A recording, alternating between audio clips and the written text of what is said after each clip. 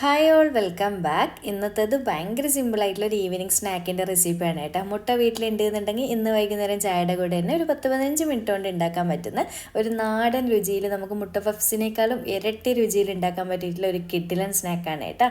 അപ്പോൾ നമുക്ക് പെട്ടെന്ന് തന്നെ വീഡിയോയിലേക്ക് പോയാലോ. വീഡിയോയിലേക്ക് പോകുന്നതിന് മുന്നേ ആയിട്ട് നീക്ക് ചാനൽ ഇഷ്ടപ്പെടുന്നുണ്ട് എന്നുണ്ടെങ്കിൽ പ്ലീസ് സബ്സ്ക്രൈബ് ചെയ്ത് സപ്പോർട്ട് ചെയ്യണേ. അപ്പോൾ ആദ്യം തന്നെ നമുക്ക് ഈ ഒരു സ്നാക്കിലേക്ക് മെയിനായിട്ട് വേണ്ടുന്നത് പുഴുങ്ങിയ മുട്ടയാണ്. അപ്പോൾ ഞാൻ ഇത് 5 മുട്ടകളും പുഴുങ്ങാൻ എടുത്തിട്ടുണ്ട്. നിങ്ങൾക്ക് എത്രത്തോളം സ്നാക്ക് വേണോ അതിനനുസരിച്ച് എടുക്കുക കേട്ടോ. അപ്പോൾ ഇതാ നന്നായിട്ട് തൊലിയൊക്കെ കളഞ്ഞെടുത്തതിന് ശേഷം നടുവേ കട്ട് ചെയ്തിട്ട് ഇതുപോലെ വെച്ചിട്ടുണ്ട്. അപ്പോൾ ഒരു സ്നാക്കിലേക്ക് ഒരു പീസ് മുട്ടയാണ് കേട്ടോ നമ്മൾ വെച്ച് കൊടുക്കുന്നത്. ഇനി ഇതൊരു സൈഡിലേക്ക് മാറ്റി വെക്കാം. ഇനി നമുക്ക് പെട്ടെന്ന് തന്നെ ഇതിലേക്കുള്ള മസാല റെഡിയാക്കാം. അപ്പോൾ ഇതാ ഞാനൊരു പാനിലേക്ക് കുറച്ച് ഓയിലോ വെളിച്ചെണ്ണയോ എന്താണോ ഇഷ്ടമുള്ളത് ഒഴിച്ചു കൊടുക്കുക കേട്ടോ. അപ്പോൾ എണ്ണ ചൂടായി വന്നതിന് ശേഷം ഇതിലേക്കൊരു 2 വലിയ സവാള ഇതുപോലെ ചെറുതായിട്ട് കട്ടാക്കിയിട്ട് ഇട്ട് കൊടുക്കുന്നുണ്ട്. ഇതിലേക്ക് എരിവിന് ആവശ്യമായിട്ടുള്ള പച്ചമുളക് ഞാനിപ്പോൾ ഒരു 3-4 പച്ചമുളക് ഇതുപോലെ വട്ടത്തിൽ കട്ട് ചെയ്ത് എടുത്തിട്ടുണ്ട്.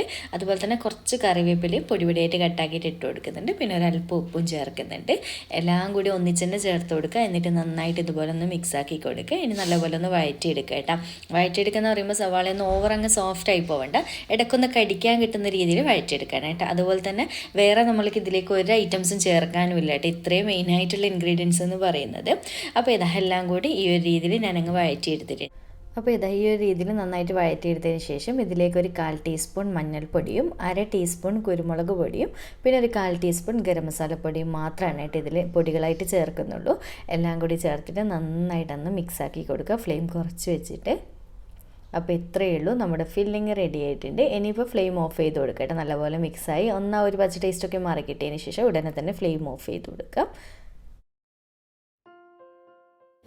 ഇനിയിപ്പോൾ നമുക്ക് ഇതിലേക്കുള്ള മാവ് റെഡിയാക്കാം. അപ്പോൾ ഈ ഒരു ബൗളിലേക്ക് ഞാൻ 1.5 കപ്പ് അളവിൽ മൈദയാണ് എടുത്തിട്ടുള്ളത്. എൻ്റെ 250 ml മെഷറിംഗ് കപ്പാണ് കേട്ടോ. അപ്പോൾ ഇതിന് പകരമായിട്ട് നിങ്ങൾക്ക് ഗോതമ്പ് പൊടി എടുക്കാം, അല്ലെങ്കിൽ മൈദയും ഗോതമ്പ് പൊടി മിക്സ് ആയിട്ട് എടുക്കുക, എങ്ങനെയായാലും കുഴപ്പമൊന്നുമില്ല. എന്നിട്ട് ഇതാ ഒരല്പം ഉപ്പും ചേർത്തിട്ട് നന്നായിട്ടൊന്നങ്ങ് മിക്സാക്കി കൊടുക്കുക ആദ്യം തന്നെ. പിന്നെ കുറച്ചായിട്ട് പച്ചവെള്ളം ഒഴിച്ചിട്ട് നല്ലപോലെ കുഴച്ചെടുക്കുന്നുണ്ട് കേട്ടോ. നമ്മൾ നോർമൽ പൂരിക്കും ചപ്പാത്തിക്കൊക്കെ കുഴച്ചെടുക്കുന്നില്ലേ, അതുപോലെ നല്ല സോഫ്റ്റായിട്ടൊന്ന് കുഴച്ചെടുക്കാം. അപ്പോൾ ഈ ഒരു രീതിയിൽ ഞാൻ നന്നായിട്ട് കുഴച്ചെടുത്തിട്ടുണ്ട്. നല്ല സോഫ്റ്റ് ഡോ ആക്കി മാറ്റിയെടുത്തിട്ടുണ്ട് കേട്ടോ. ഇനി ഇതിപ്പോൾ റെസ്റ്റ് ചെയ്യാൻ വെക്കേണ്ട ആവശ്യമൊന്നുമില്ല, ഡയറക്റ്റ് നമുക്ക് പെട്ടെന്ന് തന്നെ സ്നാക്ക് റെഡിയാക്കി തുടങ്ങാം. അപ്പോൾ ഞാൻ കൗണ്ടറിൽ കുറച്ച് പൊടി ഇട്ട് കൊടുത്തതിന് ശേഷം നമ്മൾ കുഞ്ഞു പൂരിയുടെ വലുപ്പത്തിലുള്ള ബോളാക്കിയിട്ടാണ് കേട്ടോ പരത്തിയെടുക്കാൻ പോകുന്നത്. അപ്പോൾ ഈ ഒരു വലുപ്പത്തിലുള്ള ബോൾ എടുത്തതിന് ശേഷം ഞാൻ നന്നായിട്ട് പരത്തി കൊടുക്കുന്നുണ്ട്. നല്ല നേരിയ ഷീറ്റായിട്ട് പരത്തിയെടുക്കുക, റൗണ്ടായിട്ട്. അപ്പോൾ ഇതുപോലെ പരത്തിയെടുത്തതിന് ശേഷം വേറൊരു ബോളും കൂടി എടുത്തിട്ട് 2 ഷീറ്റ് ആദ്യം തന്നെ പരത്തി വെക്കണം കേട്ടോ, ഒരേ വലുപ്പത്തിലുള്ള. അപ്പോൾ നോർമൽ നമ്മൾ പൂരിക്കൊക്കെ പരത്തുന്ന ആ ഒരു സൈസിൽ തന്നെ പരത്തിയെടുത്താലും മതി.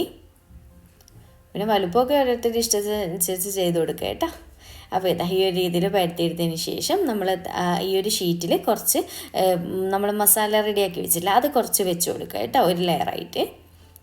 ഇതുപോലെ വെച്ച് കൊടുത്തതിന് ശേഷം അതിന് മുകളിലായിട്ട് ഒരു പീസ് മുട്ടയും കൂടി വെച്ച് കൊടുക്കുന്നുണ്ട്. എന്നിട്ട് അതിന് മുകളിൽ വേണമെന്നുണ്ടെങ്കിൽ ഇതുപോലെ കുറച്ച് മസാല വെച്ച് കൊടുക്കുക, അല്ലെങ്കിൽ കുഴപ്പമൊന്നുമില്ല, അടിയിൽ ആ ഒരു മസാല തന്നെ മതിയാകും. എന്നിട്ട് നമ്മൾ രണ്ടാമത് പരത്തി വെച്ചിട്ടുള്ള ആ ഒരു പൂരിയില്ലേ, അത് ഇതിൻ്റെ മുകളിലായിട്ടൊന്ന് നല്ലപോലെ വെച്ച് കൊടുത്ത് പ്രസ് ചെയ്ത് കൊടുക്കുക കേട്ടോ. സൈഡൊക്കെ ആദ്യം തന്നെ നന്നായിട്ട് പ്രസ് ചെയ്ത് കൊടുക്കുക, കാരണം നമ്മളിത് എണ്ണയിലിടുന്ന സമയത്ത് പുറമേ ഫില്ലിംഗ് ഒന്നും പോവാതിരിക്കാൻ വേണ്ടിയിട്ട്. എന്നിട്ട് ഞാൻ ഇതുപോലൊരു കട്ടർ എടുത്തിട്ട് ഒന്ന് റൗണ്ടിലാണ് കട്ട് ചെയ്തെടുക്കുന്നത്. നിങ്ങൾക്ക് റൗണ്ടിലോ സ്ക്വയറിലോ ഏത് ഷേപ്പിലും കട്ട് ചെയ്തെടുക്കുക കേട്ടോ. അപ്പോൾ ഇതുപോലെ കട്ട് ചെയ്തെടുത്തിട്ടുണ്ട്. അപ്പോൾ ഈ ഒരു ട്രഡീഷണൽ സ്നാക്ക് ആയതുകൊണ്ട് തന്നെ പണ്ട് കാലത്തൊക്കെ എന്ന് വെച്ചാൽ സൈഡ് ഇങ്ങനെ പിരിച്ചെടുക്കുമല്ലേ, പക്ഷേ ഇപ്പം നമുക്ക് അതിൻ്റെ ആവശ്യമില്ല, ഇതുപോലത്തെ കട്ടറൊക്കെ അവൈലബിൾ ആണല്ലോ.